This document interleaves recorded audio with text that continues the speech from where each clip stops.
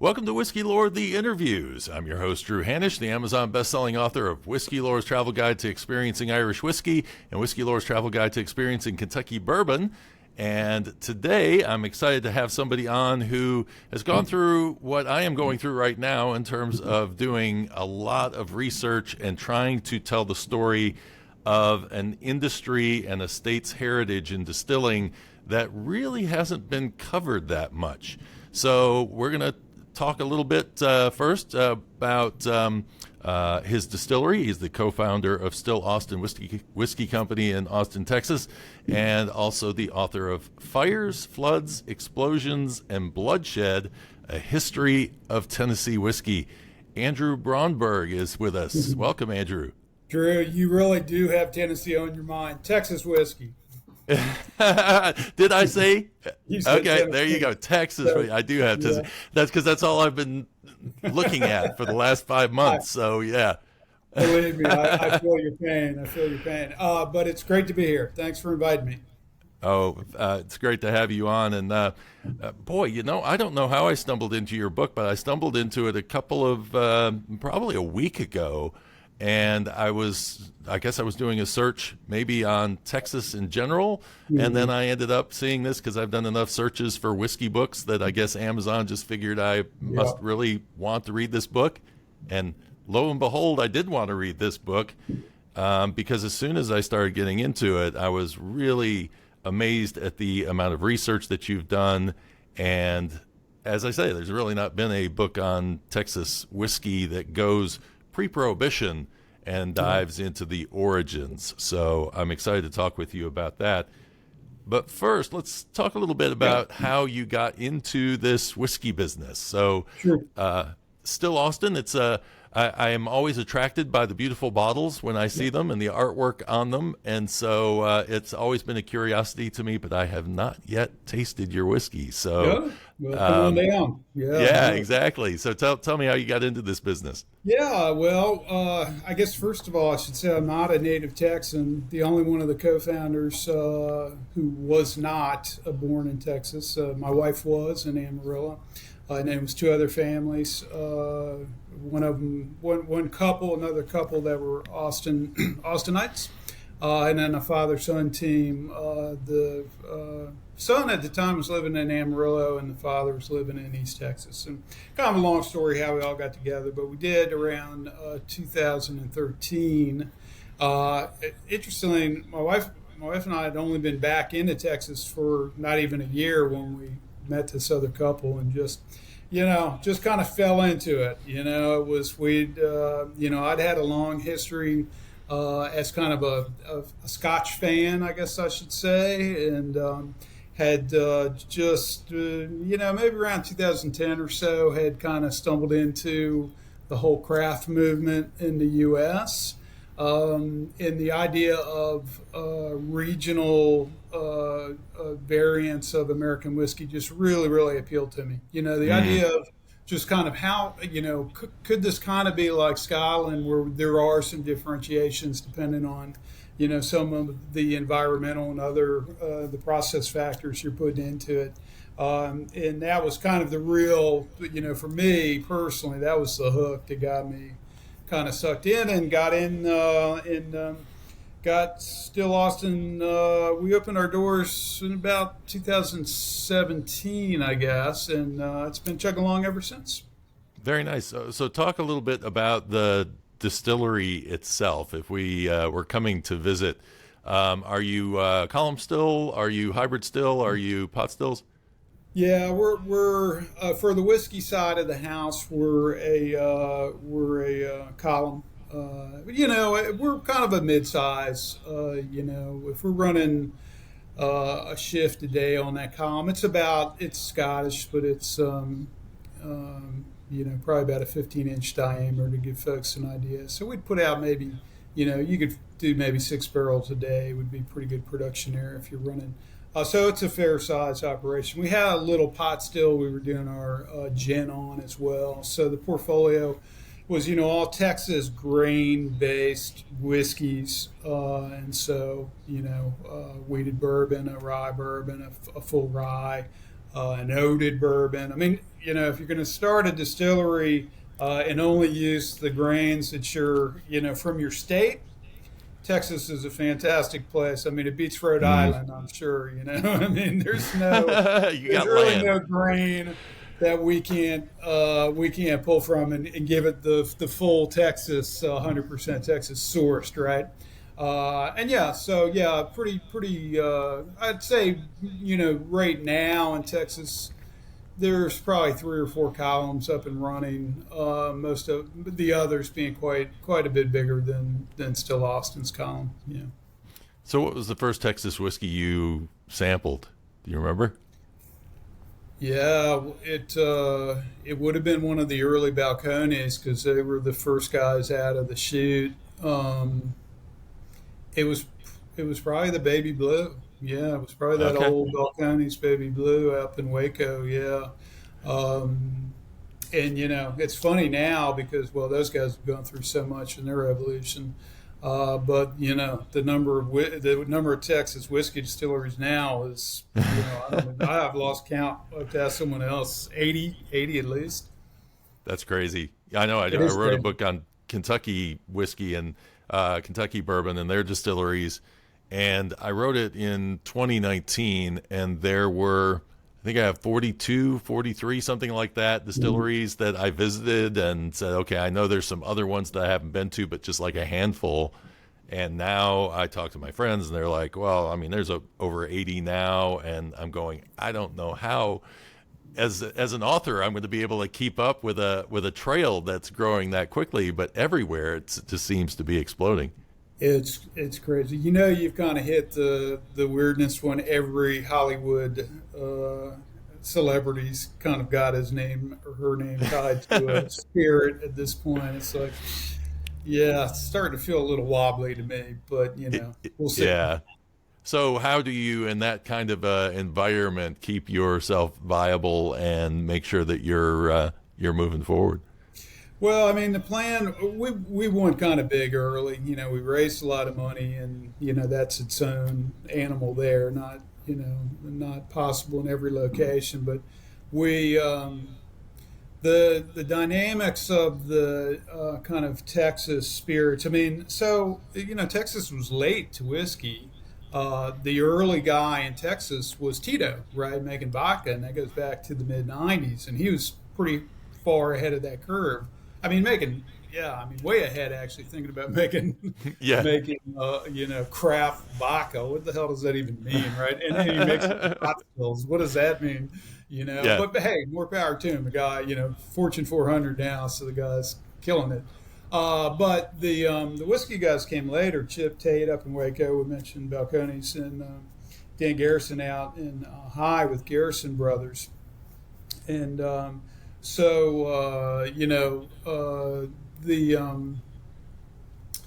the and those were in the mid 2006 7, right? And so but since then it's well, I should back up. Then you couldn't have a tasting room associated with your distillery. Okay, so Hmm. that was just a state law. So those early guys there was really no reason to cite yourself anywhere but in kind of a lower cost place for doing business, right? So they tended to be more rural. Even though I say that, and that was generally true, but it wasn't true about Chip Tate, who was set up in Waco, but in a very low key, small, literally under a bridge. I have It was seen. not, They yeah, drove me right, by there when I went to yeah, visit. right, I'm like, wow, you guys have yeah. So, changed. so impressing customers was not part of the deal because you couldn't have customers, right? But in 2013, I think, right when we were starting to get, right before we started trying to get Still Austin together, they changed the law so you could have a tasting room. And as I think most of your audience probably knows, the margins at selling from your tasting room are much improved from going Mm. through three tier and ending up being sold in a liquor store or a bar. So there's a lot of incentive to try to have a nice tasting room and enough people to fill it, which is why we went to the trouble of setting up in Austin proper. So we get a little, there's a little controversy from some of our friends in the business about if we were really the first distillery in Austin. Well, I can tell you, as far as the Austin Fire Department is concerned, we are absolutely the first distillery that ended up in Austin. And it took us 3 full years to get through Austin Fire, but we think it was worth it because it really would now. Austin's kind of grown, even in just the 5 or 6 years we've been open. Austin's just, we set up in South Austin. For folks who know Austin, just south of Ben White, it's called the St. Elmo district now. Very fancy. Wasn't when we moved in. So I think it's a long way of saying I think we kind of built local support from the very beginning, and it's kind of land and expand. But we really landed and tried to win Austin, and I think we made a lot of friends in Austin. So we're doing well as far as that goes. It's interesting to see how these claims of firsts, that's something that I've been fighting in my book. I said at the very beginning, I'm not going to try to claim firsts in this book. I'm going to just tell you when these things started. Somebody's going to come along and dispel my first sooner or later. But it's funny, even when I was in Ireland, there was a little squabble over who filled the first barrel in Donegal. And because their industry is just really starting to kick up right now too. So it's recent, and I've talked to both, and those barrels are still aging, and they're they haven't gotten to the 3 years yet. So that's how new that industry is. But there is this real desire. Some parts of me, I'm like, I wish people would actually be more concerned with the quality rather than the fact that they're first. Yeah, that's a whole other conversation. Yeah, absolutely. So talk about when you got there and you started distilling. I have never been to Austin. I have been near it, but I've never actually been to Austin.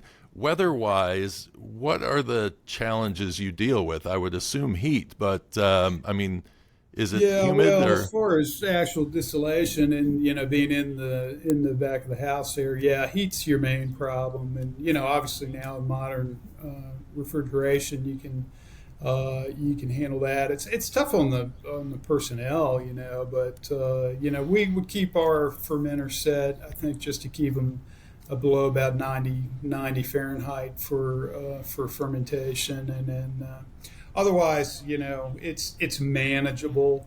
There's a reason why distilling used to be a seasonal occupation, though. I can tell you that, man. Spring, fall is a good idea, but then as far as the kind of concerns, it's really more in the rickhouse, right? I mean, how does that heat? And in Texas, we're Central Texas in Austin, so we're kind of like. I don't know. It's hotter, but humidity-wise, it probably feels a lot like it does back east for folks on the East Coast. Now, if you're in, El Paso or, out there, you're dealing with a lot drier conditions. It's like a lot of the guys in New Mexico are dealing with. But if you're east of us, like in Houston, you're dealing with even more humidity.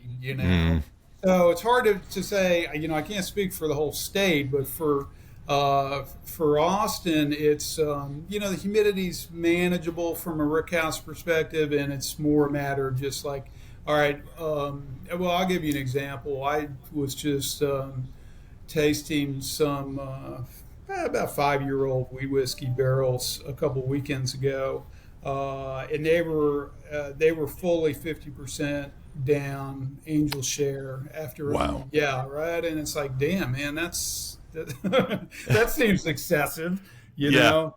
I didn't even have a meter with me, so because we were out anyway, and so I'm not sure what the proof was, and so that's always a question around, humidity kind of will affect if you're losing more water, whether your proof's going up or down, and the barrel as the Angel Share leaves, but just from tasting it, I think we were losing more water than alcohol. But that gives you an example. I mean, again, 5 years isn't that old. But to kind of answer your question a little more, is 5 or 6 years plenty in Texas, just given the heat problem? And I'm going to say, I'm kind of thinking you're not going to see a lot of Texas whiskeys they get up much older than that because just even economically it becomes kind of prohibitive.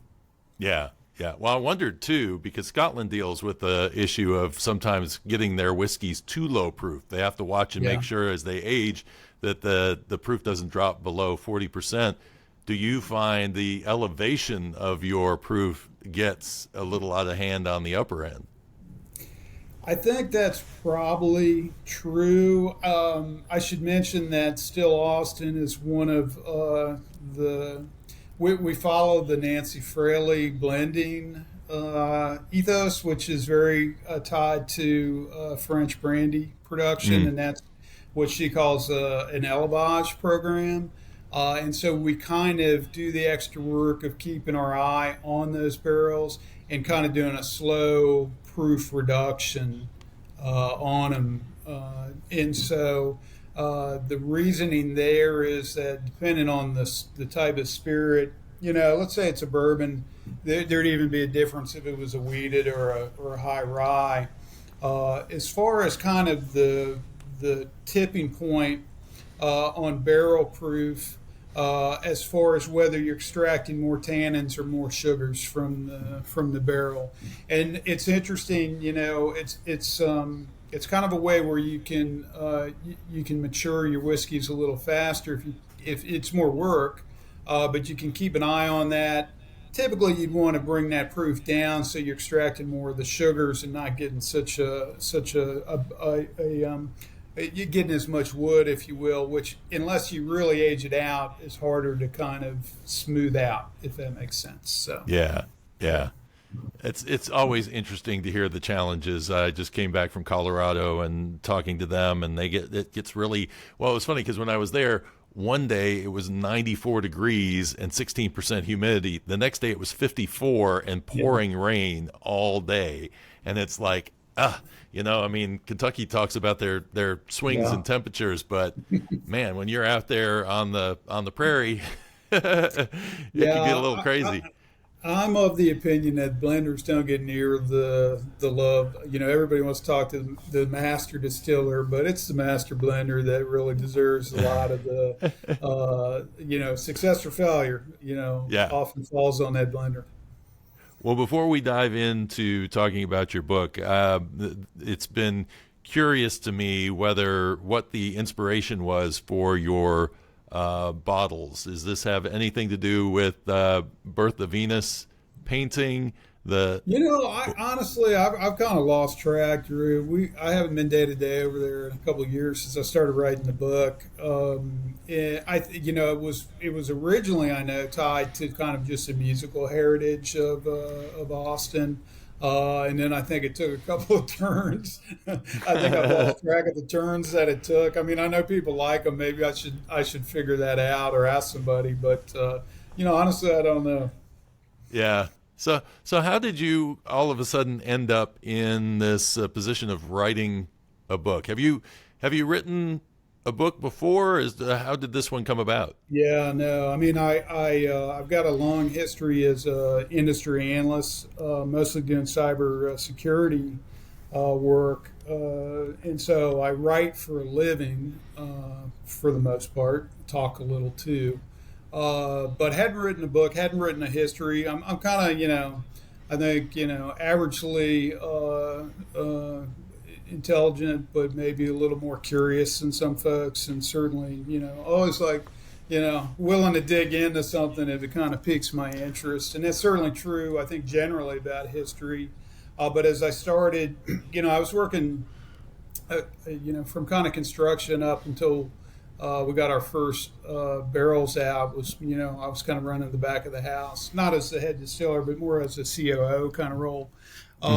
And one of the things, working with our head distiller, John, we really did want to understand, it goes back to regionality, right? It goes back to like, okay, well, I wonder what folks were making back in the day in Texas. What kind of grains they were using? Well, you got to know what was being grown back then, right?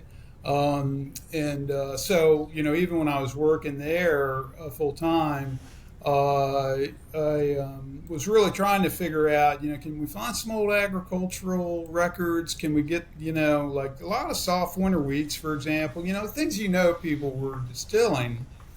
And so that was something, I was kind of always a little side project I had. Well, after we opened though, and things start to calm down, and you start to get a little more, you put yourself out there a little more. You got a little more time, maybe I should say, to get a little more inventive, I read an article in Texas Monthly, which is a big monthly in Texas, big surprise. And it had an article, and this was just when we opened, I don't know, around 2017, about the big Texas whiskey boom, right? Cool, yeah. Hey, I'm glad they noticed, right? Yeah. But they had a quote in there from a very well-known whiskey historian who I won't name, that said, a Kentucky guy who said, Texas never had a whiskey history at all. There was never a registered distillery in Texas. And so I thought to myself, I thought two things. One, bullshit. Yeah, And two, was there literally no one in Texas they could ask this question to? Why? I get the whole Kentucky thing, okay, there's a lot of experts over there, but clearly this person doesn't know the answer to this question because, I didn't know anything at that point as far as Texas history goes, but I knew that was wrong. It's just, right? There's no way that was true. And as it ends up, it wasn't true. And, that was another kind of thing that got me, all right, I'm going to figure this out. And, you think logically that you have, because there's a lot of influx of people from Tennessee moving into Texas in those years. So you've got people who are already probably have some distilling background, but also the fact that how are they getting the whiskey? We see now, of course, most of the old West that we think of probably in after the Civil War, probably is when most of that gunfights and the rest, we think more about that from that time period. But then you had Davy Crockett came out from Tennessee. He was a distiller, although he'd never got a chance to distill when he was in Texas. And then they were drinking whiskey. Everybody was drinking whiskey after the American Revolution. It kind of shifted over to that. And so somebody's got to be getting it out there, and there wasn't a railroad. So in the 1840s. And then, some things were being imported through. Galveston was a big port at that point. But, I think, and I agree with all that, Drew.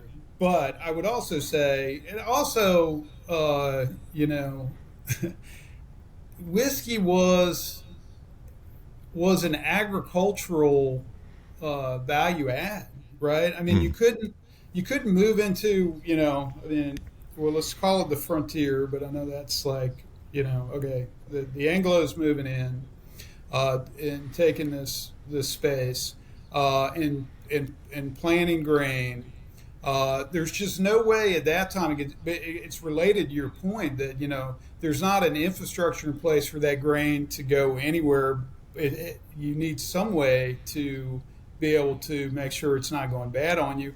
Historically, everywhere, that's what spirits have done for folks, right? And certainly, the whole American story is very much that of having local distilleries, typically just co-located with grist mills, right? Because it's just a natural value add that was needed pretty much anywhere you move that as that frontier moved west, and that was absolutely the case throughout the whole grain belt of Texas. So again, to me, it was like, all right, I know this is true. It's just a matter of putting some names and places to the story, right?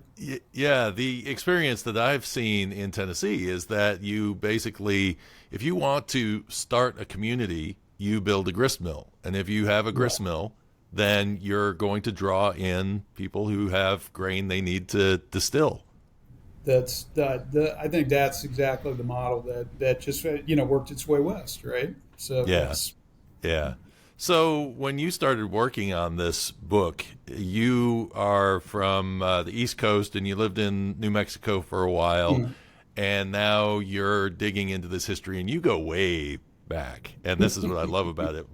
You have me sold right at the beginning when you started talking about Spain and brandy and Mexico and what was going on with all of that, because what I find in Tennessee was that before the American Revolution, they didn't care about whiskey. Nobody was really worried about distilling whiskey. Rum was what everybody liked. So absolutely, if you were going to be in a barter society and you came with some whiskey to the mercantile, good luck getting any kind of value out of it, because nobody wants it. So then it becomes, okay, so what do we distill here? And so kind of talk a little bit about, well, first of all, this idea of you kind of getting to know Texas history. Did you feel like you had to cram first to kind of get an understanding of the history of Texas before diving in, or did you kind of do it at the same time? You got to be kind of, there's that, there's that graph where, that kind of, as you move along your level of expertise, where you hit a thing where you think you're smarter than you probably are. Yeah. One thing, you got to be really careful in Texas because, again, I joke a lot, but, like the whole Mayflower crowd's got nothing on the Texas 300 crowd. They're so proud of that early genealogy, and they track it. Everybody knows who they, kind of fall back to from that early Austin colony, So that's really interesting. So, I was kind of absorbing it after I moved here, just kind of because I'm, again, just kind of a general history buff. But once you start drilling into it a bit, then,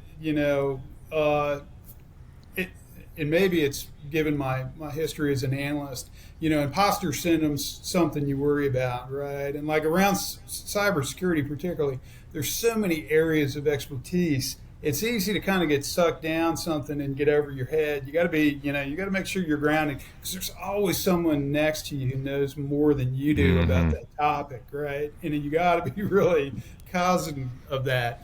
And so I think with Texas history, same, you got to okay, you're thinking you're learning a little bit, but then when oh boy, okay. And so I guess my answer is, some areas I felt pretty confident early, and some it was clear there was a lot more history there. And so let me give you a couple, the things that were kind of interesting here before we get to, but I do want to talk about brandy. But, when Dan Garrison opened the first modern whiskey distillery out in High in the Hill Country, he actually for a while put out a sign that said first ever, just like this guy I'm complaining about from the Texas Monthly article. Dan didn't know any better either, right?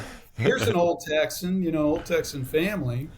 And it started to become clear that the history wasn't just lost, it kind of had been erased. Right. And erased in the sense that when I started writing a lot of the histories at the county level, which is usually where you find the good stuff in Texas, I don't know if that's true everywhere.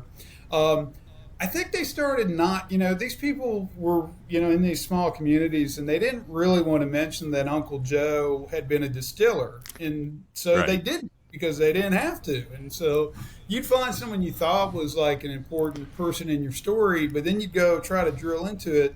And it would say something like, well, that Joe Smith went off to Fannin County and worked in business for, but it won't just say he was a distiller. And you're like, is that the right guy? It was frustrating, right? But anyway, so that, that added a layer of uncertainty, about that. Am I doing enough research? How do I get to the point where I think I've done enough research to be confident that this is the person that I'm looking for? And again, they didn't make it necessarily easy in a lot of those histories, because they just didn't, at that point, Prohibition, has been on the rise, and, it's something they want to forget. Well, this is the challenge that I've run into also, so I completely sympathize with you. There are some people, there was a partner of Charles Nelson, Nelson's Greenbrier, and of course his great-great-great-grandsons have now reinvigorated that brand. And anything that anybody would say about them was basically that it was the largest distillery in Tennessee at the time. It had a large output. But then beyond that, really not a lot of history on it. And what was interesting was he had a partner, John Speary, and John Speary ran the Belle Meade distillery. And the Belle Meade distillery for a time was bigger than Charles Nelson's distillery was. But because he died just after Prohibition, even though he was such a big distiller at one point and such a big part of, there is no mention of distilling at all in his obituary. And that's why I say I sympathize, because even the big guys, when you get into Prohibition, there is such a push to not mention their whiskey influences. Very few. George Dickel was one of the few that I found that he was front and center, because that's all he did his whole entire life was run a wholesale business. And so what else were you going to talk about besides the fact that he ran a wholesale liquor business? But these are the challenges that you run into. Did you find there were people that you were like, wow, man, I really want to find the end of this story, that you just couldn't, that seemed like fairly significant people? Yeah, well, I mean, there's no, I mean, certainly there's multiple folks. Probably the most obvious in my mind, just, as far as how things, and things tended to go wrong for a lot of these distillers. And so, sometimes it's pretty obvious where things ended. But William Parker was a guy in the 1870s in Dallas. His family had come down from Iowa with some money. It was he brought a brother, and his father, I know, was in Dallas for a while. And they had built what was described at the time, again for the mid 70s, as the largest mill in Texas. Nice. Took up almost a whole block in downtown Dallas. Was adjacent to the railroad tracks. In Parker, he built the mill first. Then he built a separate mill for corn, and then he built a distillery, and then he was building a cooperage. And he was really just ahead of his time in the thinking of, I'm going to be able to distribute Texas wide because I'm right, here. Dallas was the most aggressive of the Texas towns for making sure they were hubs for both east-west and north-south traffic in Texas, which is why they're Dallas today. But through a lot of bad luck, mostly the Trinity hadn't been rerouted at that point. This whole operation was basically where Dealey Plaza is today, the infamous spot where Kennedy was assassinated, which is pretty far from the river as it's been rerouted, in the 30s or whenever. And so the whole thing flooded out. He lost everything. And then he disappears completely from the record. Except there's one, I could find one a piece of information. He blamed the railroads for misengineering their tracks and the culvert system they had for drainage around the river. And this again happened in the mid 1870s. In the mid 1890s, you see Parker's name on a patent for this kind of build your own culvert system. But clearly, 20 years later, he was still angry about the fact that the railroad wasn't building their, and so these culverts are the big round, that are moving water, maybe across a road or across a railroad track or whatever. And I found that, kind of really sad in a lot of ways, that 20 years later, he was still thinking about it. And I would just love to have found a family history or a relative that could have explained, exactly what happened to him after, that, because it obviously, he could have been one of those big early Dallas guys, if not, but for just a little bit of bad luck, Yeah. You know, have you heard of any brands, Texas brands? I mean, you're doing the research now that probably will lead to this.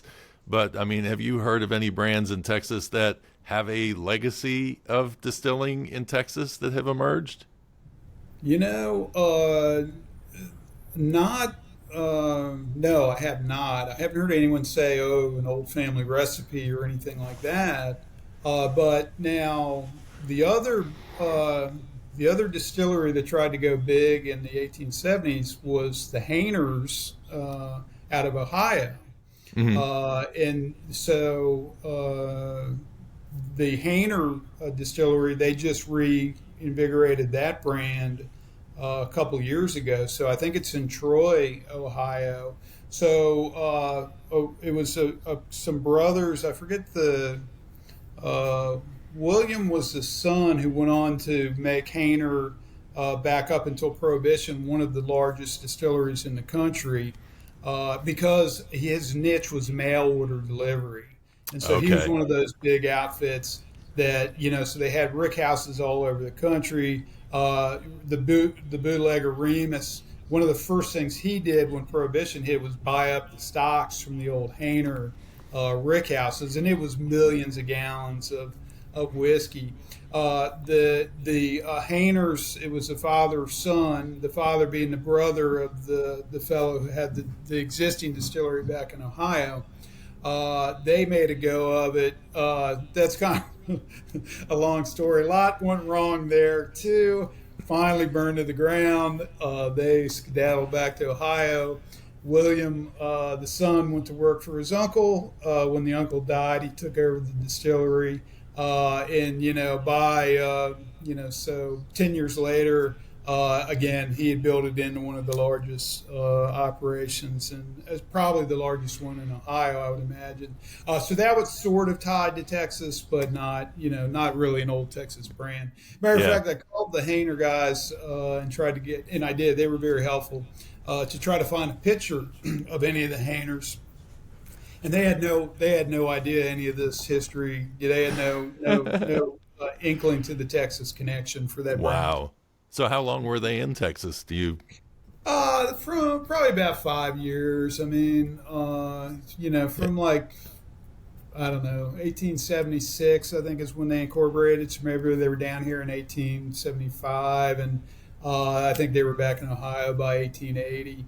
And it's interesting because they try. The way the taxes worked. They were being taxed on the theoretical production of that setup, and they had claimed that they were going to produce, if I remember right, like 30 barrels a day, which Wow. is, I That's mean, that's impressive.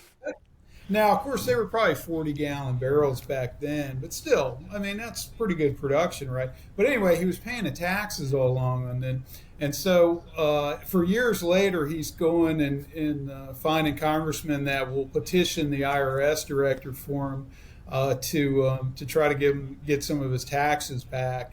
And he complains mostly around, he describes the whole operation as never being more than a kind of an experiment because he can't get his fermentations down, and I wonder, he doesn't get into enough detail on it to know for sure, but I would suspect he's having trouble with the heat, and that a lot of times he just can't get that thing cool enough to get a proper fermentation and to get enough alcohol produced to actually get it barreled. So he struggles for a couple of years. He loses, they lose control of the company, and then yeah, I mean, I kind of joke because and it's in the title of the book, Fires, right? But distilleries burn down a lot, and they burn down because you're dealing with all these flammable liquids. It's dangerous work, and you gotta be careful.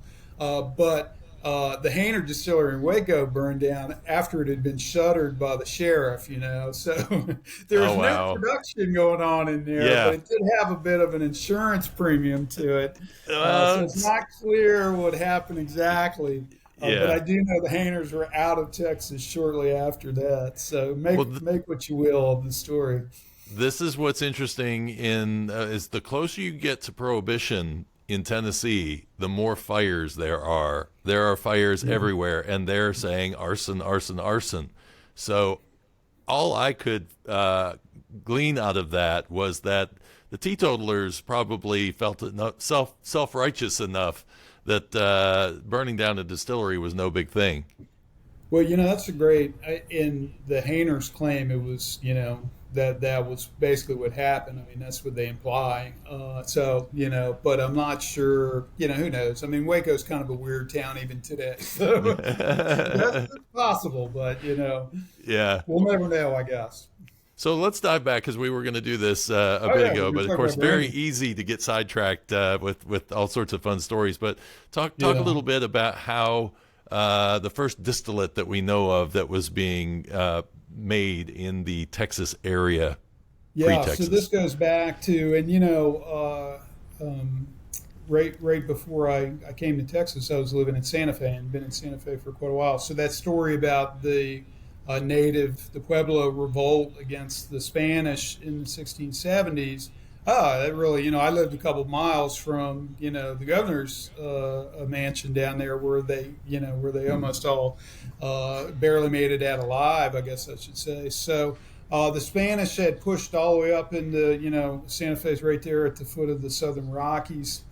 I guess we don't need to go into the whole horrid details, but it was a rough rule. And they were driven out back, halfway back to Mexico City, which would be back to El Paso, basically. And it would be a good 10 or 15 years before they would retake, what we call New Mexico now. They had a few friends among the Pueblo tribes, and they brought some folks down with them, and there were other tribes down there that were, I guess friendlier to the Spanish. The Spanish had a habit of always bringing wine, grape cuttings with them whenever they moved into a new territory, and they were always keen on trying to plant them and just, hey, let's see if we can get a little agriculture going here. And that was absolutely the case in that part of the Rio Grande Valley, just east of what modern El Paso. And so again, we're talking, 1670s, and so that got established. There were some missions there that would be in modern Texas. The Spanish planted just thousands and thousands of acres of grapes. And those vineyards were there for a couple hundred years. I mean, they were finally flooded out and mostly lost. But for literally hundreds of years, they were making wine in that part of Texas. And of course, whenever you got, an alcoholic beverage, there's the potential to distill it down. And that's exactly what they started doing. And so, of course, distilled wine is brandy. And so, for reasons unknown, at least to me, they anyone who passing through called it pass whiskey, and that's what any of the Anglos coming through Texas referred to it as, pass whiskey. But it was absolutely brandy, and so that I think is the earliest for sure distillation. I think there's a bit of controversy on whether any of the native tribes did distillation themselves. I couldn't find, certainly in Texas, that there was, a reasonable argument to be made that they did. But if anyone wants to convince me otherwise, I'd be happy to learn more about it. I mean, you certainly, as we know from looking at some of the distillation in Mexico, even up till today, you don't need metalworking to make a good still, right? You can use ceramics or other techniques. So it's certainly possible that happened. But I kind of put my flag there with the Spanish about 400 years ago for that. And then, to your point, we have to get all the way up into the rum era before we see distillation anywhere else in Texas. Okay. And see, this is the surprise for me, was the idea that Tennesseans were distilling rum before they were distilling whiskey, which is interesting because the third distiller in Tennessee after Prohibition, the first thing he came out with was Tennessee rum, but he couldn't make it out of, he wanted to make it out of sorghum. But Yeah. it would not have been able to be called rum. And yet what I found was that in Tennessee, in East Tennessee, where this was all going on, they were actually using sugar maple trees to get the sap, wow. and then making their rum out of sugar maple trees. So it's what you have available. Drew, that's exactly right. I mean, I don't think we need to overthink it. Folks they'll ferment any sugar that they can get their hands on, and then they'll try to distill it down.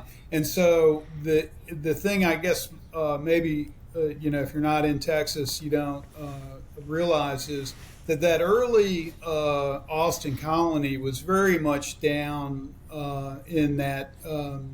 Southeast part of the state, very close to the Gulf, and the thinking was that environment, that climate, was more conducive to growing sugarcane than trying to grow grains, right? And it's not until 20 years later where folks are starting to move into kind of northeast Texas en masse.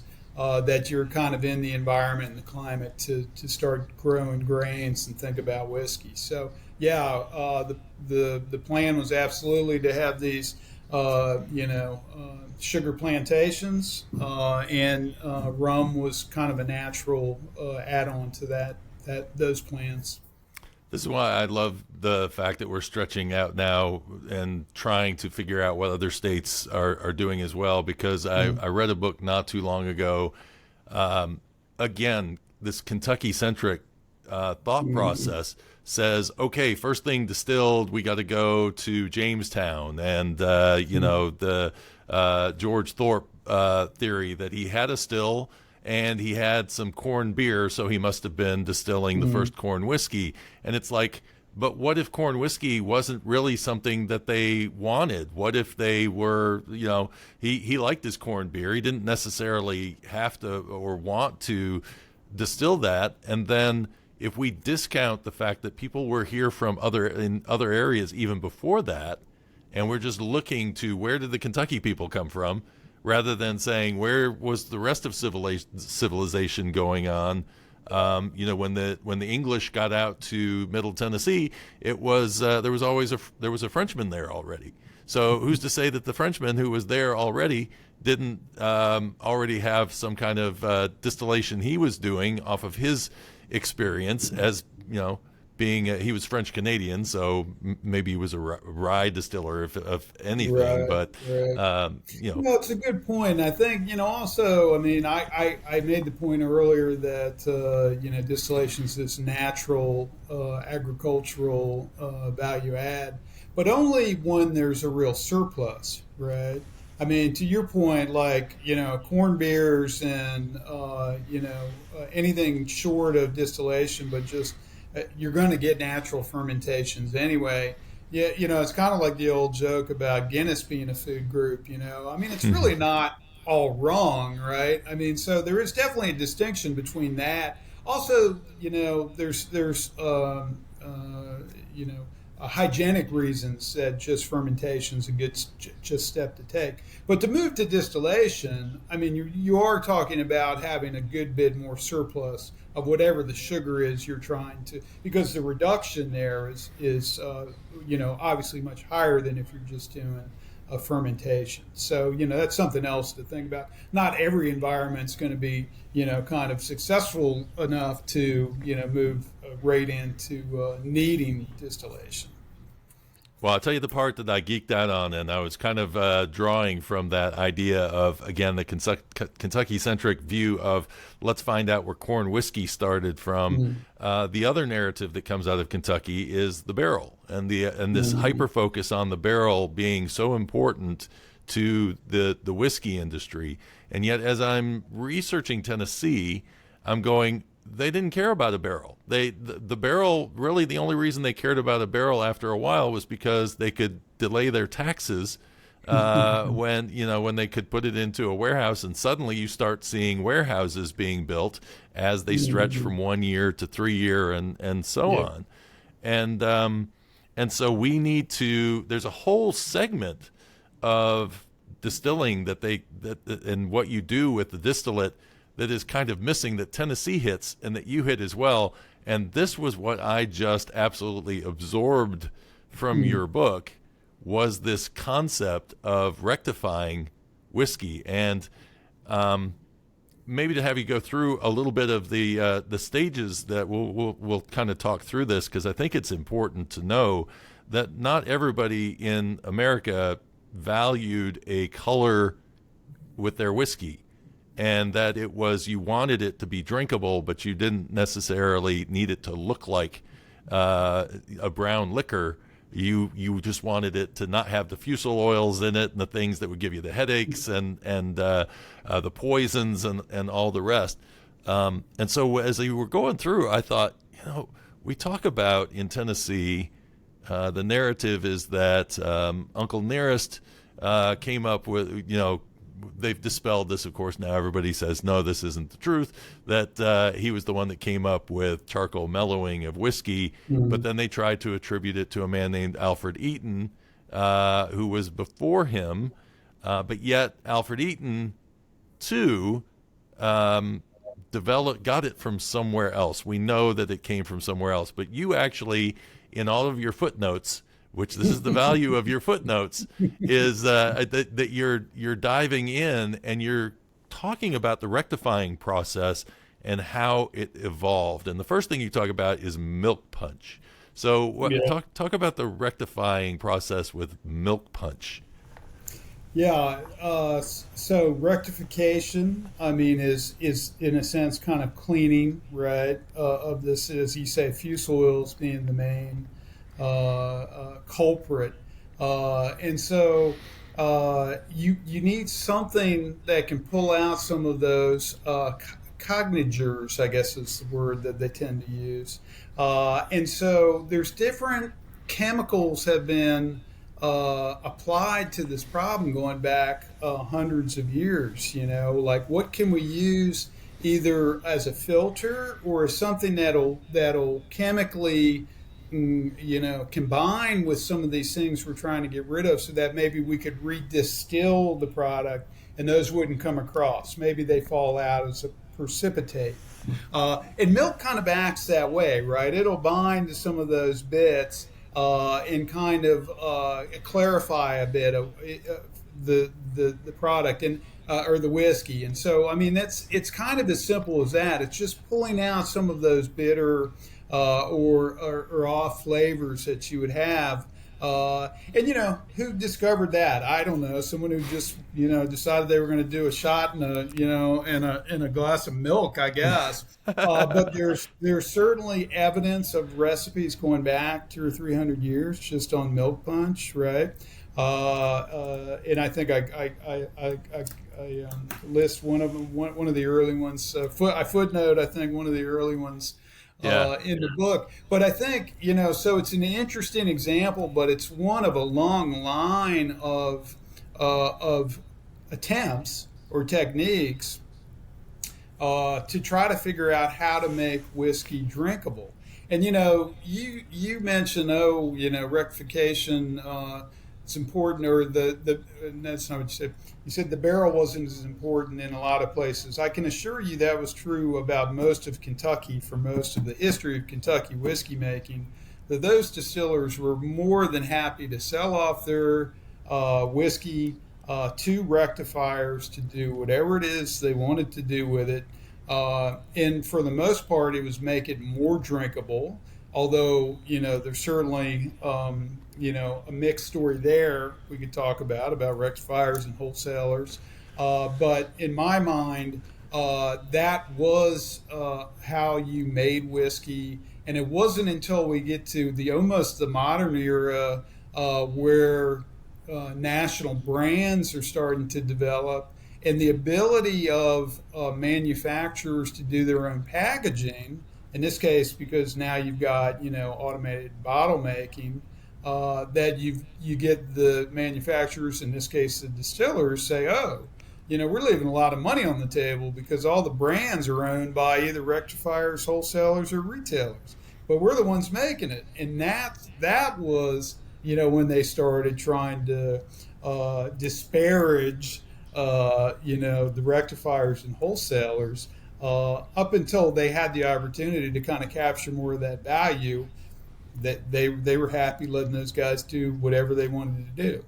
Yeah, I find it really interesting to see the news stories that I was going through and listening to the complaints of Tennessee distillers in, say, the 1850s, when they were just starting to get, the trains were just starting to come into Nashville, and you had trains coming down from Louisville and Cincinnati, and they were complaining about this stuff called Cincinnati Busthead, which was basically what they called high wines, and yet this was considered low grade whiskey that was being shipped in, and they were stamping the barrels with Tennessee names. And that was really frustrating the people in Tennessee. They're like, we have a quality of whiskey here. We make a certain style. We don't like the fact that they're flooding our market with all of this cheap rectified whiskey, and it ended up getting a reputation. And you talk about brands. It's really interesting because it's around that time when rectification seemed to be going back into chemical use and all of that. Up in Cincinnati, they were doing more chemical rather than charcoal, and that you suddenly see name brands, and you go, oh, I wonder if those, because they're out of Cincinnati and St. Louis, which were two big rectifying areas where some bad whiskey was coming out of, and now you have these brands coming out of Cincinnati. They got to differentiate themselves somehow from the other whiskeys, and they weren't bottling, because in my book I actually go through and I tell the history of bottling so that you kind of know, when did these guys actually have access to bottles, because there's such a myth around that as well, that, even you watch the History Channel, you see General Grant sitting back with a bottle of Old Crow, and it's like, they didn't even, there was no way, if he was drinking it out of a bottle, it didn't have anything written on it. It was a brown bottle. Yeah, it would have been a flask, yes. The glass Well, flask. I'm very curious. I did not get up into the, because the Owens automatic machine, before that really gets you. I mean, to me, it's interesting that, there's so much. I think, honestly, there's no bigger mythology than around the Bottled and Bond Act in, 1896, 97. And it's just, presented as just so, how we have to defeat these, these evil rectifiers who are adulterating our fine, Kentucky whiskey. To me, it's just one more battle in this major business standoff between the development of brands. And if you look at the amount of booze that actually gets bottled under Bottled and Bond for the first 10 years, it's not that much. I mean, I don't remember the numbers off the top of my head, but it's not a big business for these guys. And I wonder if, really the bottles weren't getting even competitive enough for them to really move fully to bottles until after the turn of the century, I'm sure, by a ways, right? Yeah. Yeah, because the Owens was 1903. So we're talking, that's years after, and probably got sort of pushed along because of things like the Bottled and Bond Act. But, it's interesting because we sort of think, I mean, the story is E.H. Taylor, wanting Kentucky whiskey to not lose its reputation.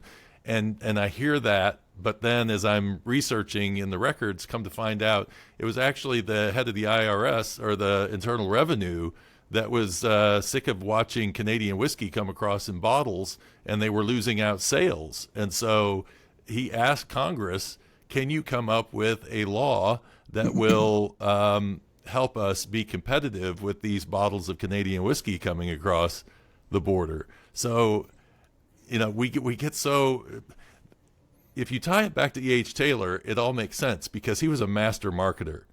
And so his first mention that I can find is after 1897. So basically he saw something, and then that came about, and then he took advantage of it. Now, he may have had something to do with it, but as far as I can tell, nowhere in the record is there any evidence that he instigated this, or it is in the end of the year in 1895 in the Internal Revenue's year-end report that basically it says look, Hiram Walker is kicking our tail, and we need to figure out how to stop this this influx of whiskey that we can't compete against. I think that's exactly right. I mean that the Canadian bit, I think it gets kind of lost in the history as people start repeating it now. But absolutely, again, it was very much kind of competitive. I think the Kentucky guys, and Taylor was certainly a master, but I think they all were very good at it, of using their political influence to change the laws in their favor, and that I know I'm kind of starting to sound probably like a jerk, but in a lot of ways they weren't great businessmen, because a lot of the problems that they had and that led to all this just controversy around changing the bonding durations multiple times was due to the fact that they always overproduced. There was just no discipline within the Kentucky straight distillers, and they were their own worst enemies. I mean, over and over again. I mean, I admit there was a lot of general economic uncertainty. I mean, there were big crashes in, I guess 1873 and then in 1893. That were multi-year things, but they just they really, as a rule and as a group, couldn't get their act together as far as what their production levels would be, and that just caused a ton. Once their prices got depressed, they got much more. The rectifying guys, what was coming out of Peoria was much more competitive to price wise, because these Kentucky guys couldn't get that premium because their supply was way over what the demand was for straight whiskey. Yeah. I know one thing, a couple things, and I guess we're getting kind of off track, but whatever. Right? That's we're fine. just having fun. This is great, by the way. Yeah, I'm enjoying it too. Edit out anything that you think is too. But the idea of whiskey in a lot of the pre-Prohibition era being really, in a lot of ways, just a commodity, I think is lost on people too. And certainly pre-Civil War, before the tax structure got in place, the lower grades of commodity whiskey were just trading for a couple cents a gallon, right? And then you get this tax structure in place, and things get a little more complicated, but it really was a commodity product. There weren't a lot of those early brands. I mean, I know a lot about the ones that were there, but another thing related to that to keep in mind is like the brands that were there, and Old Crow is probably the most well known, even pre-Civil War, right? Was that the brand was known, but there wasn't even the idea of trademark protection was really just kind of a foreign concept to most people. And you can go back and look at the old. There's great old records around old copyright trademark cases, particularly associated with Old Crow. After we get into the modern era, which is after certainly the 1870s. When a national kind of trademark law starts trying to get organized, and there's some case law behind it. But before that, I mean, you could go to any city in America, literally, right? And you could go to label makers, and the label makers would, if you were going to bottle something locally, would have Old Crow as just everybody had an Old Crow label you could use. Every wholesaler had multiple versions of Old Crow that they would sell to retailers. And two things. One, none of the booze might have necessarily come from the actual distiller, But two, every retailer understood that if they wanted a $2 a gallon Old Crow, they realized that was a different product from the $4 a gallon Old Crow. And that's just the way the market worked. I mean, Everybody wanted to associate maybe with a brand, but if you went into a particular bar and were getting it for 5 cents instead of the usual dime, you knew you knew you weren't just getting a Christmas special there, right? Yeah, So yeah, I think people kind of don't appreciate that. So when we start talking about this idea of early brands and brand production, there's a big gap between when we really do get to the idea of modern brands in the way we think about them today and the way people thought about them for a long time, I guess. yeah. Well, Old Crow is a really interesting case study, and it's another one I cover in the book. I'm going to give my whole book away. Oh, great. But it basically, the first time I see it is in 1842 in Vicksburg, Mississippi. And here's how it's sold. It's sold as Crow's Celebrated Kentucky Whiskey. So it's Crow's. It's not Old Crow, and it's not Crow Whiskey. It's Crow's Whiskey. So what that tells me is that in the 1840s, we're still identifying whiskey from either where it came from, or we're identifying if the distiller has a reputation, then we're going to, because there's another distiller, James A. Miller, who was his whiskey later became known as chicken cock whiskey, but during his lifetime, it was James A. Miller's Celebrated Whiskey, and he was in Bourbon County.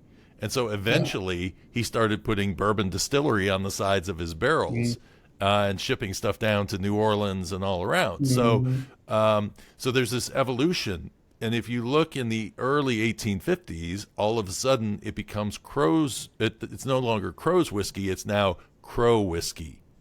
And it's not called Old Crow, probably because they weren't aging it, or if they were aging it, it was just aging in however much time it took to get down in the barrel to whatever wholesaler. But by the 1850s, I do see in my research on chicken cock whiskey that they were selling 15-year-old barrels of chicken cock whiskey that was made in the 1830s at wholesalers. So there was a demand for older whiskeys by some people, obviously, because otherwise they wouldn't hold on to a whiskey for 15 years, especially when there was no tax benefit to doing so. So this is the other part, too, is I think we also have to remember that we can stereotype these time periods, but as complex as humans are, so are our tastes and our interests, and, one person may have done it this way and somebody else may have done it another way in the same area. Yeah, no, good. That's really interesting research. Can't wait to read your book, by the way. Do you know if those were charred barrels that they were holding for 15 years? Oh, see, now that's an interesting question. Because that's what another thing that I enjoyed in your book was kind of this talk about charring barrels and how I had not heard this, but the idea they wanted that barrel as sterile as possible, and they didn't necessarily want a new barrel. They were looking for used barrels, although I don't know whether you bumped into this anywhere. Many times I hear people talking about that they used to take barrels that were filled with fish, and they would then reuse those barrels. Now, I don't know how much you have to clean a barrel to get the stench of fish out of it. And the other consideration is that the difference between tight cooperage and loose cooperage, because sometimes people will identify things that might have been in a barrel in the past that I think was probably put in loose cooperage rather than tight cooperage, and you wouldn't have been able to put whiskey into a loose cooperage barrel. There's tight cooperage, and then there's whiskey grade tight cooperage. There was always trouble finding barrels in Texas. The flour guys needed barrels, but you could use you wouldn't need tight cooperage for that, particularly if you were going to bag too. The biggest kind of tight cooperage user, I guess, in Texas was going to be molasses, but they would use cypress, right? Because there's not a lot of oak down here. Like we've got this scrub live oak, but you don't have a lot of white oak down here. East Texas, you got a lot of pine. So you kind of got to try to use what you can use. But so if you found some white oak, even if it was a used barrel, you might just have to figure out how to purpose it. And I don't know if it had fish in it. Boy, I don't even know what to say about that. But I mean, typically, you could scrape them down. There were, you could sand them down, and they would, try to steam them. Right? They'd use the crescent and just kind of, heat them and steam them. And I think for when we're talking around 1800, it's really kind of where things are they're rediscovering the ability to use charcoal for purification. And they're at some point in there, they're starting to use charred oak barrels for spirits, and I think the history on kind of rediscovering charcoal is a little more straightforward, and kind of just exactly when charred barrels for whiskey become really mainstream is really kind of hard to say, But I did find, I mean, one thing that I get into a little bit is, and this is later, so, maybe take it with a grain of salt because maybe everything's already in charred oak. But the discovery of oil, in West Virginia, and you get Standard Oil really becoming a modern company that's trying to optimize their storage requirements, and they're using wooden tight oak barrels to move oil around, and so they really try to modernize that and industrialize cooperage. And so when you look at the patent records around that activity, it really does become clear that it's hard when they industrialize cooperage. It's hard to do it without charring the barrels. Everybody's trying to tell you they're not charring the barrels too much with these modern techniques. Which makes me think, Kentucky was just blessed in so many ways to end up being the whiskey. Grow great grains there. Obviously, if you as you've already mentioned, you had easy access to the Ohio and then the Mississippi. So they had a perfect transportation system. Energy was cheaper, and a cooperage was certainly cheaper because they were kind of. And then as things really modernized, then since the energy was cheaper, that's why all the glass guys ended up in that part of the country too, right? So the modern glass works all were around like Pittsburgh and stuff like that, right? And so. They got a lot of benefit from the entire kind of supply chain that they were going to need, but it was interesting to me to see that history around kind of how it seemed like once they were we moved into the oil era, that charred barrels were probably kind of just what you ended up with because the oil guys didn't care one way or the other, right? Yeah, interesting. I don't know that bourbon would want to say that we're charred because of oil. Yeah, it's not as romantic a story. One of the issues I run into in terms of doing research is how names have changed over the years or what they're related to, and rectification is one of those, because when you hear the story of like Four Roses, the story of rectification sounds more like a blending of whiskeys rather than it is this chemical and distilling and using charcoal and all these other different methods. Did you find that you were running into that and you kind of had to, write some notes down and go back and then just try to figure this out, or was there a resource? Right. I mean, I think and it depends on if you're viewing rectification positively or negatively, the way they will kind of spin it. I mean, I think for the early history, rectification was an improvement. It should have been considered an improvement on whiskey. I mean, I think, so to me, it was always, and remember, they had very strict laws that distillers were not allowed to rectify, right? So they couldn't use charcoal as a filter for the most part. And they couldn't distill more than twice, right?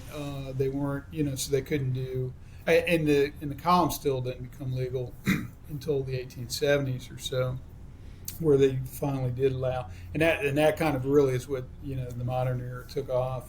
But I think there was probably some confusion, maybe that I don't have completely clear even today as far as the timing between rectification and compounding, right? And so compounding would be maybe taking some of the rectified components and bringing them together, compounding them in, like you think of pharmaceuticals being compounded, and making different grades of imitation spirits.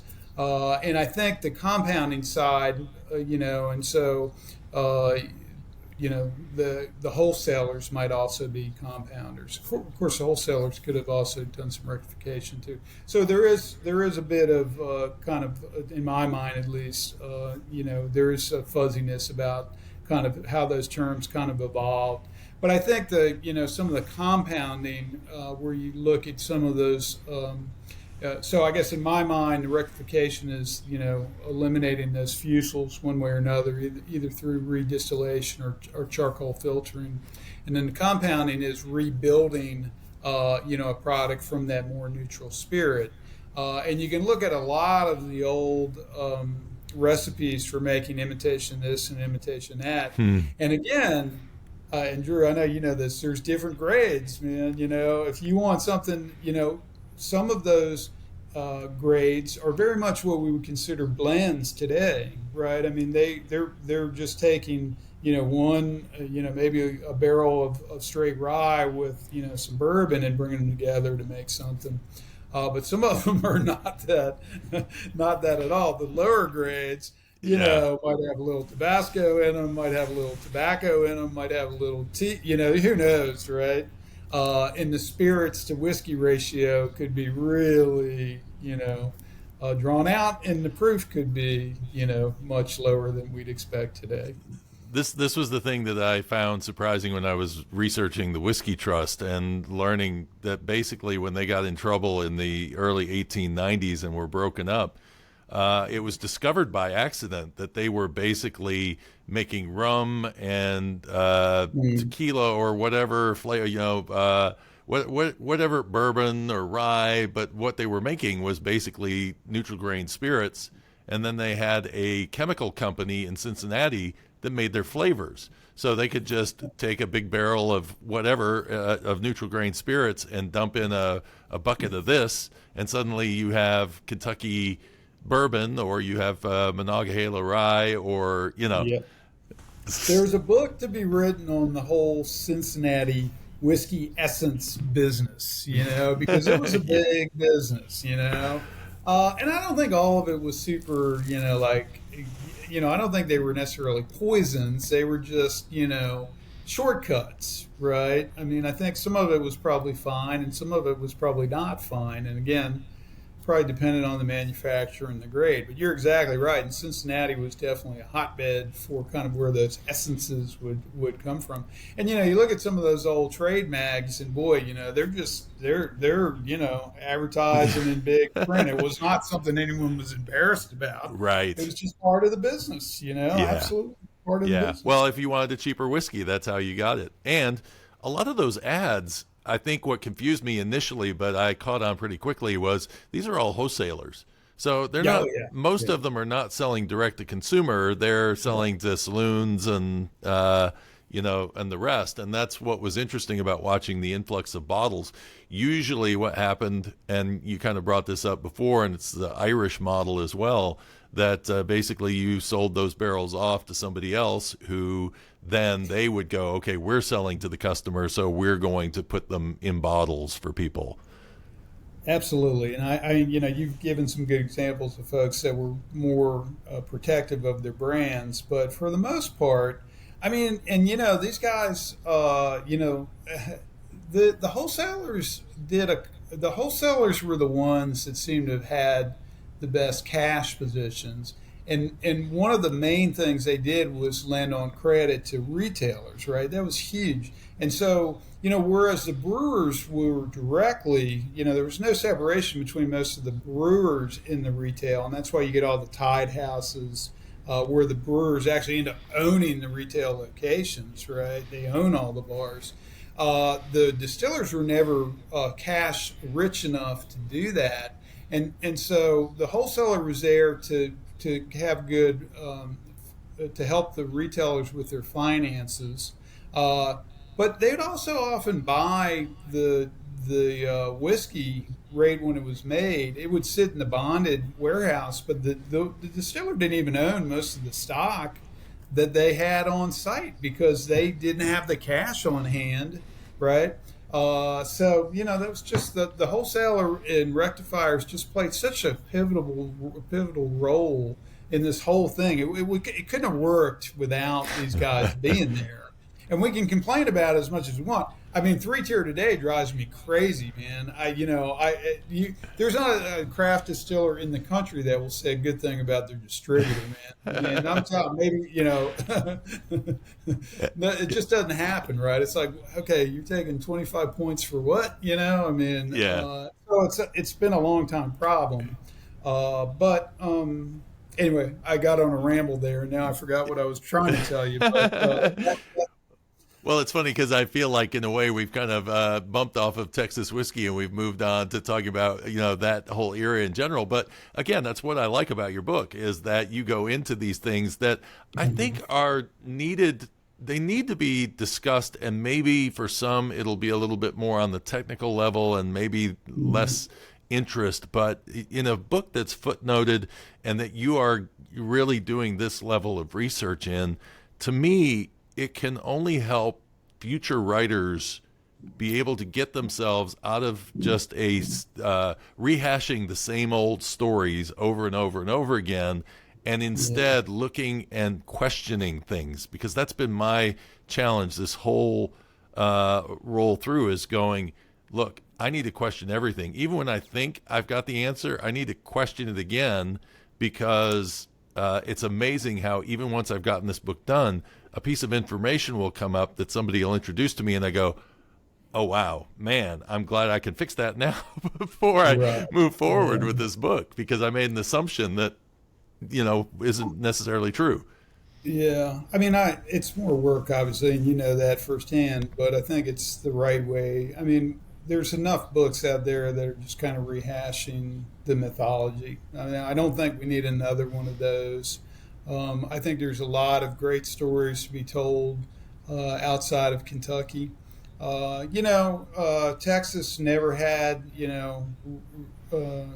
really large scale distilleries, but they had a lot of, interesting operations. They had some that, lasted 40, 50 years. Clearly they were making some reasonably good product if they were going to be around for that amount of time. None of them ever really industrialized. So in that sense, it's a bit of a niche story. But the one thing about the Texas relationship with alcohol is almost always talked about from the consumption side, right? Mm-hmm. There's this just literally a Wild West association. It's the saloon. Yep. With the saloon in Texas and whiskey, and so to me, it's just interesting to look at it from the other side. And just given my background, it's hard not to think about it just kind of wearing a bit of a business hat. Like the things you hear about, and again, not to just completely bust on Harold and Bond and this sort of things, but never believe what a distillery tells you about why something happened, because it's going to be BS. Everything's done for a business reason. I mean, that's why it killed me about around when you really look at the history of the bonded periods, and originally it's set at 1 year. And it's like, come on, guys, man, you're going to tell me. And now I appreciate your research that does show that there was aged whiskey, really well-aged whiskey early. And I do admit that in the book. But I think at the same time, you have to recognize that when the tax structure was put in place, it very quickly fell on a 12-month bonded period. 12 months, man, not 12 years, 12 months, right? Yeah. And so that's what people were drinking, right? Now you can say, oh, okay, at that point, now they've got to take it out of bond, pay the tax on it after 12 months. And then what? And then you're telling me a lot of people are going to just sit on it for 15 years? I mean, it's just not a business model that's sustainable. And I'm telling you, these guys are all cash poor anyway. That's pretty clear from just the structure of the business, right? And then it was 10 years till it went up to 3 years. Now, one of the things, and I know we are getting off of Texas, but I will say it's really interesting, though. I say that, that it was this lower time allotted than we would maybe think.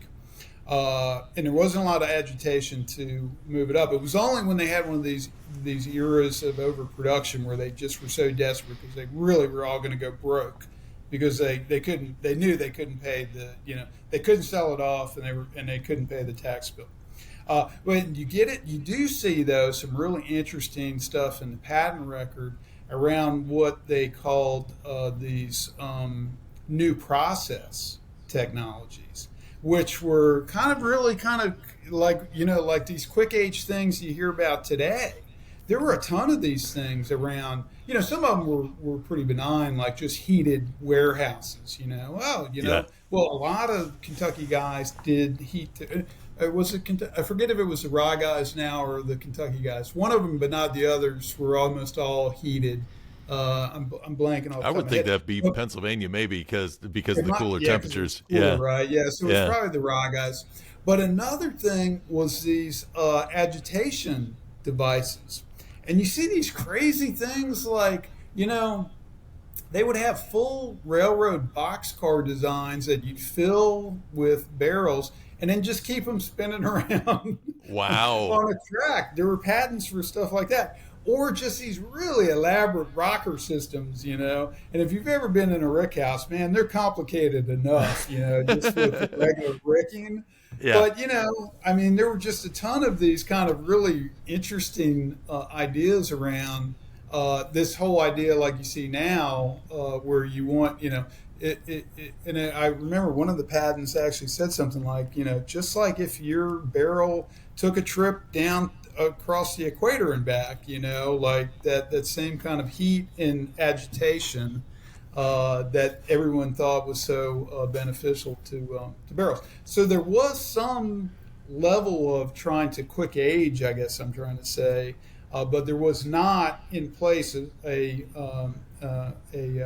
regulatory regime that promoted long aging. It did the opposite. Yeah. So I found two examples. One I need to really dig into, which is the history of Madeira, because the idea of Madeira wine was that it was the myth goes, whether it's true or not, that a barrel came back to the island after being at sea, and they said, wow, this is really good, and it crossed the equator, so maybe it's that temperature and maybe it's that rocking on the ship. Yeah. But eventually they changed and stopped shipping the stuff all over the place to get the aging done, and designed a way to have a sunroom and shake the barrel. So this inventiveness, but when they did that I don't know. So I need to dig into that. The other is the Jack Daniel's story. Coming out of Prohibition, they had a distillery in St. Louis because Tennessee delayed for 5 years before they finally opened up.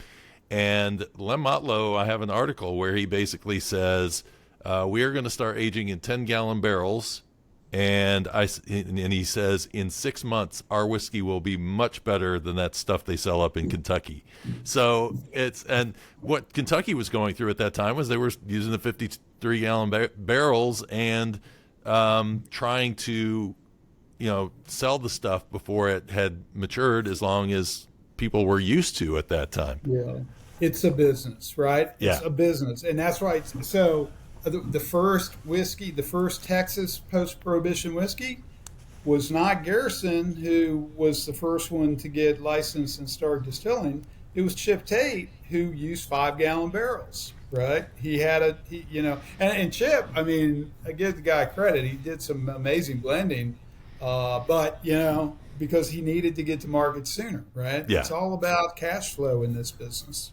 Yeah, absolutely. Oh, it's fascinating to watch that. So your book goes up to Prohibition, but you really don't go past Prohibition from what I've seen, do you? Yeah, no, I didn't. And honestly, I wasn't even going to go to Prohibition. Originally I was only going to the Food and Drug Act because by then, most of the distilleries in Texas, Texas was one of the few ex-Confederate states that did not have statewide prohibition when national prohibition hit. Texas, Louisiana, and Florida were the only ex-Confederate states that hadn't completely come around.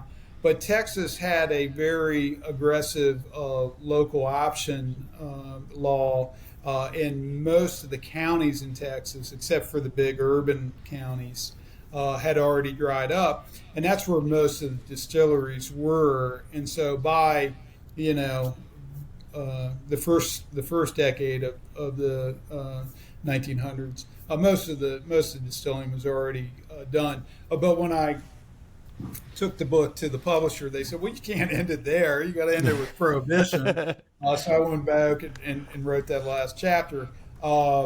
There are other books out on the market today that kind of have more of a modern. There's one called Texas Whiskey. Nico I know Martini. that's out there for folks Yep. who want a little more of a modern view of what's going on.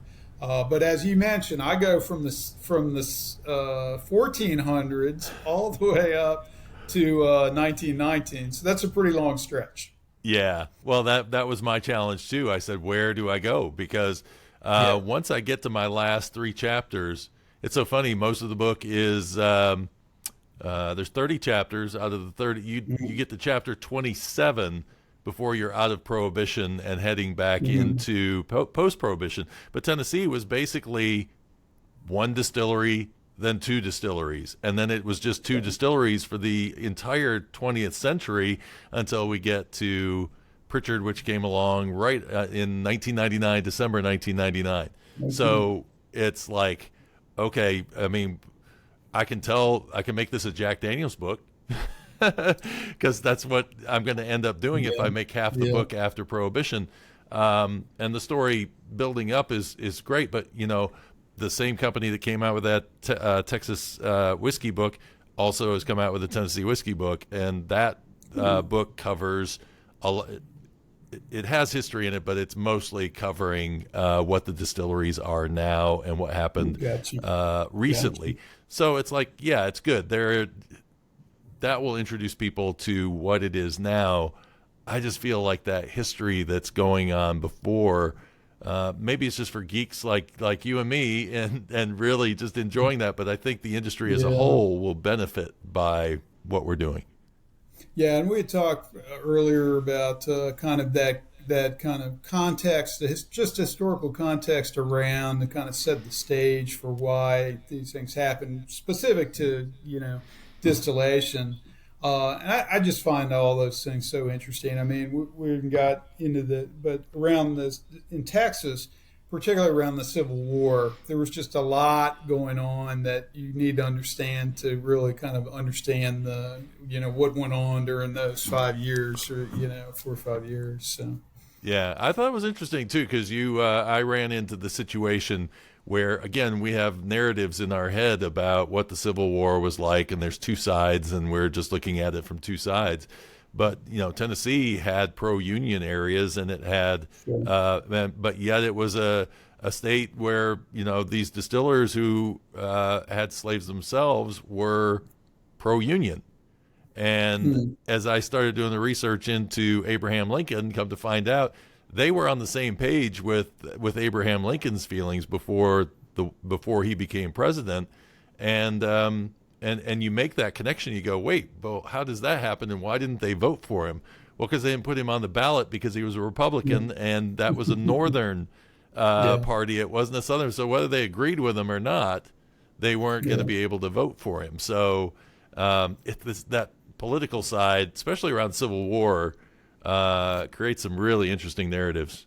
It gets complicated, and that's true in Texas too. Sam Houston was just a huge unionist, So he basically he was governor at the time, and it just it didn't work out well for him, right? But there was a fair amount of union sympathies, particularly in the northern parts of Texas. So everything's usually more complicated than you get at first blush. That's for sure.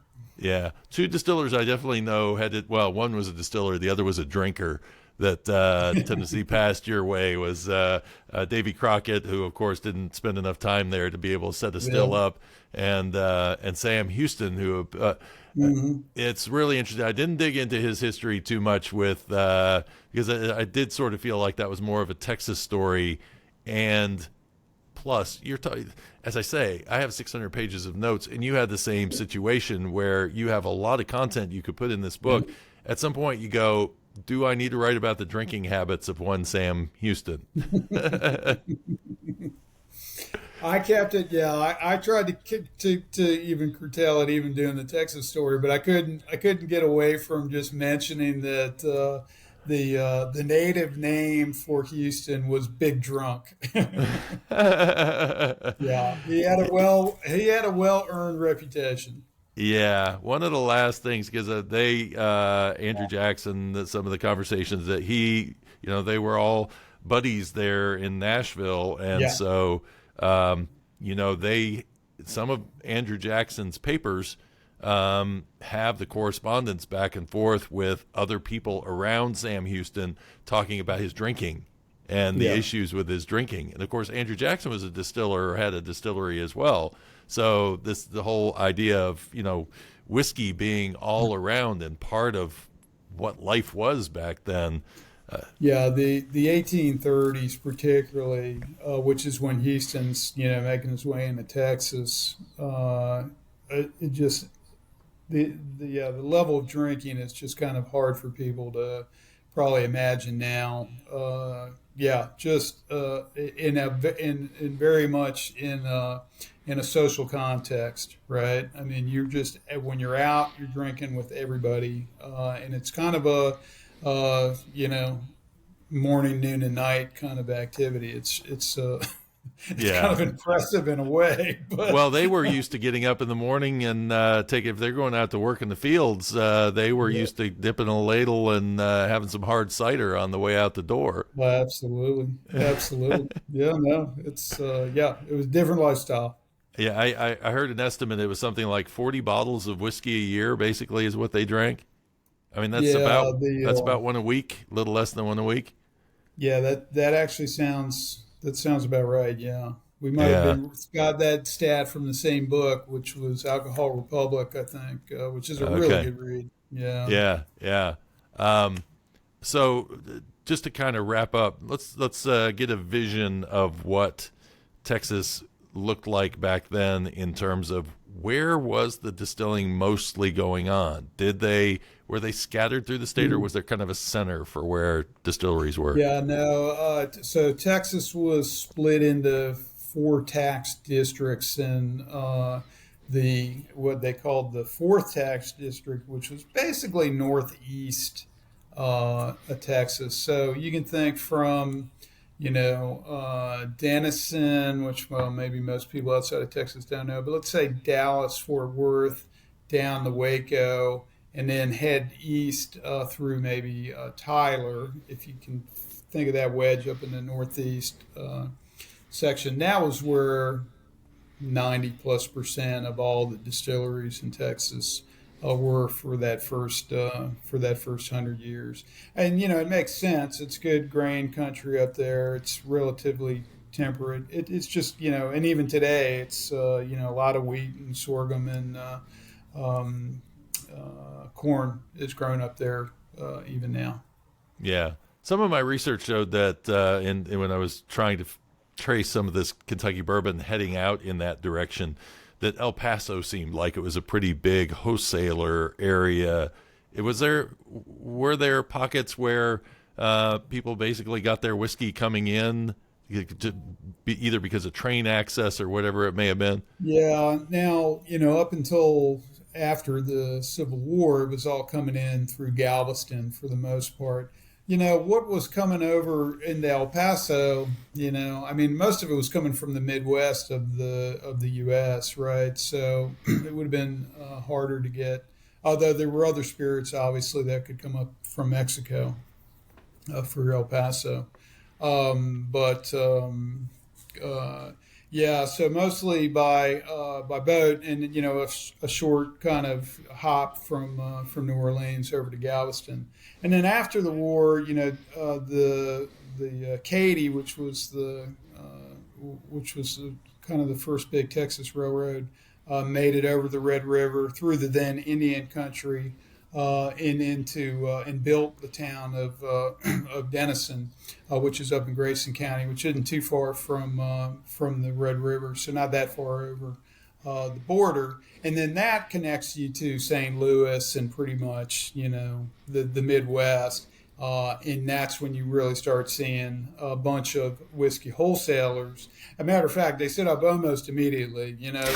It's a railroad town. They kind of set it up and start selling off lots. And a good dozen whiskey wholesalers are up in business, and I think literally the first couple months, it's kind of insane. Yeah. So were they rectifying there as well? And because you talked about how rough their whiskey had a bit of a reputation. The reputation was it was really some rough stuff. But when you look at the actual records, the IRS records, none of them claim to be rectifying up there. The rectifiers were the earlier guys that were wholesaling into Galveston, right? So that would have been mostly pre-Civil War. Now, of course, the records aren't there. They weren't keeping that. Well, there were some state records, I guess but not the federal ones, which are, tend to seem to me to be more precise. So Galveston is where historically the rectifiers were, and that's true up through Prohibition. And it seems that they're mostly wholesaling out of Denison, which is a little curious, right? Now, either they were just doing some things on the sly, or it's not clear. But there was that again, that Indian trade of sending what was really considered kind of the lowest grade. Would have been smuggled across the Red River into the then Indian Territory. And of course, the natives had some of the earliest prohibition laws, right? Because they were just because the Anglos were often sending that really poor quality whiskey up there, and it wasn't doing anybody any good. And that was a problem up through Prohibition. And I get into a little of that because when Teddy Roosevelt sends Pussyfoot Johnson into the territories there, when he gets elected, and this is a good bit before we get national prohibition, he tries to get him to go down there in Texas and get those distributors to quit smuggling stuff across the Red River. Yeah, wow, crazy stories and interesting history. Yeah. Not all of it's pretty. I mean, and then the whole vice bit, we do get into the vice side of things. Because again, I mean, Texas is mostly thought about as consuming whiskey, not making whiskey. So it's kind of hard to not cover a little bit of both topics. Yeah. Well, this was what I found as I was writing in the early years. It was hard to find any kind of specific detail on a distillery, what their mash bills were, because they were probably distilling whatever they had on hand. What kind of equipment they were using, although I found a lot of them were using log stills in Tennessee, which was interesting. And Very then, cool. To go beyond that, it's like, it's a struggle in those early years because there's not a lot of, they didn't care really to document themselves, so we don't really have much information. But where the rich stories were, and this is where I don't want to throw people off by calling my book Tennessee Whiskey, is that not only do I talk a little bit about history in here as well as Tennessee whiskey, I also talk about taverns and the tavern culture and teetotalers. And Tennessee was notoriously a prohibition state, and it fought it all the way up to the very end. And to me, those are all parts of the taverns are as rich in stories as any distiller would be, and much more so because, again, the taverns, there are fun stories you can weave around a tavern that will make the paper. Whereas, as you found, the only things you tend to find about distilleries is when somebody lost an arm, or Right. they fell in a vat of something, or the Yeah. place burned to the ground.